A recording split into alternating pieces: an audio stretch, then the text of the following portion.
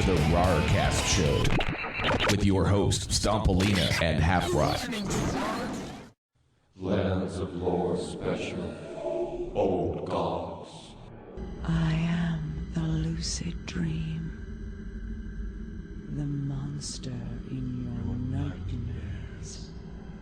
The fiend of 1,000 faces. Cower before my true form!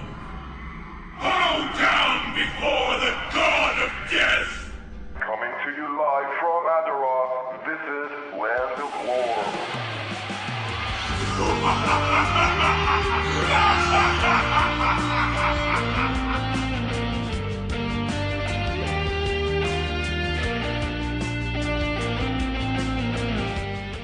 Hello again, Rarcast listeners. Eulixe here, bringing you the last part of the Lands of Lore Old God special.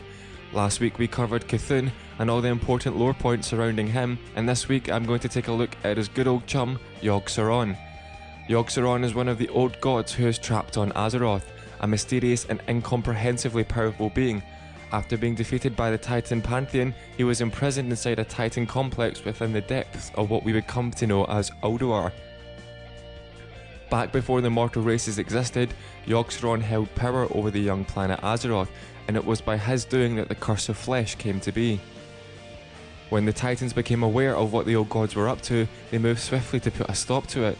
However, by the time they came to defeat the mighty beings, the Curse of Flesh had mutated and grown so strong it had physically bound the gods to Azeroth itself, and as such, if they were removed, Azeroth would be destroyed in the process. So instead, the Pantheon decided to neutralise the old gods' power and banish them inside Azeroth, where they would pose little threat.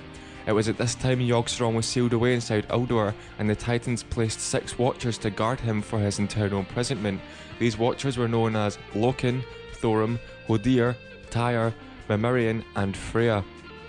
However, despite their best efforts, the Titans weren't fully able to drain Yogg Saron of all his power, and his tainted whispers proved potent enough to overtake the minds of Loken, who in turn was able to subdue the other Watchers, facilitating any possible escape he might seek to attempt.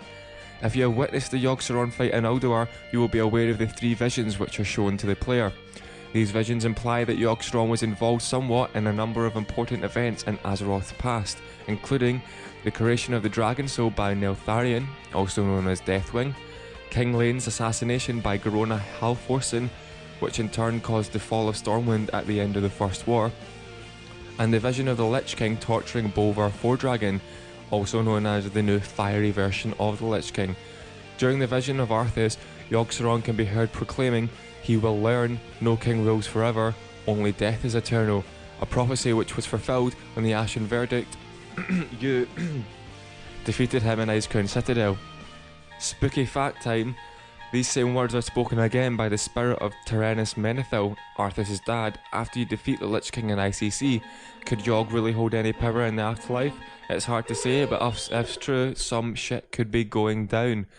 Yogg Saron also appears to have been the source of the corruption that befell the World Tree Yggdrasil after its roots grew too close to the old god's prison.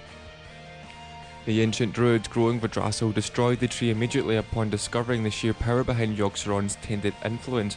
However, the corruption continued to spread to the Grizzlemore Furbolgs, who came to inhabit the tree stump ages later.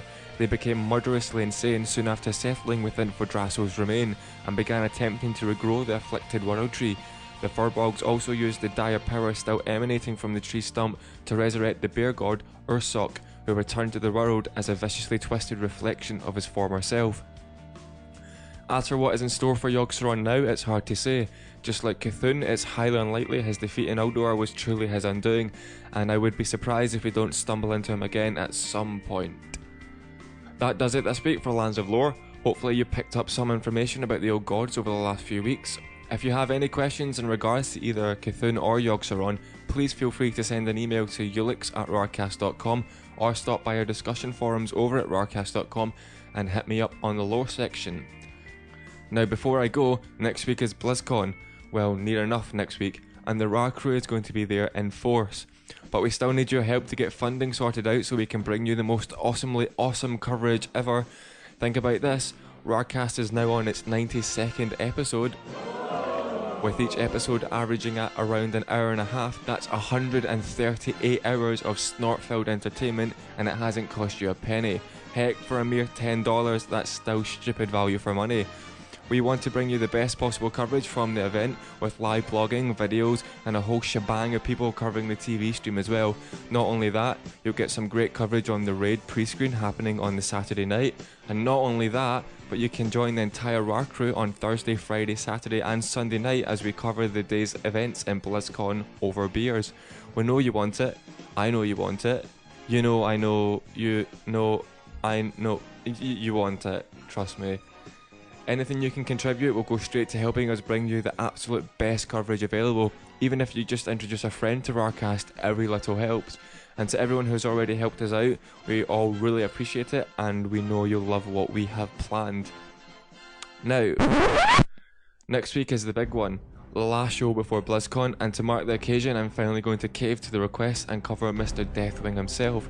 If you have any questions regarding WoW's next big supervillain, send an email to Eulixe@rarcast.com or send it to hugestack@rarcast.com and Stomp will pass it over to me and it will be answered on next week's Lands of Lore.